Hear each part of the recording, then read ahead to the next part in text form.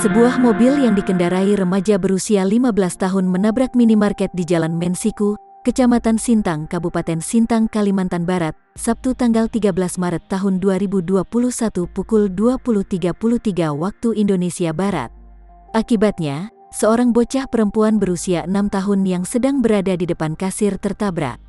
Warga sekitar segera menolong korban, namun korban meninggal dalam perjalanan ke rumah sakit.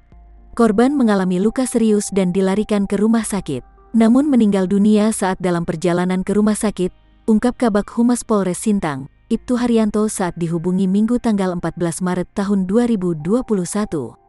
Menurut polisi, peristiwa itu berawal saat pelaku hendak memutar balik mobilnya di halaman parkir minimarket. Mobil sempat melaju pelan, namun diduga salah injak pedal gas, mobil justru meluncur ke depan dan menabrak pintu kaca hingga merangsek ke dalam toko.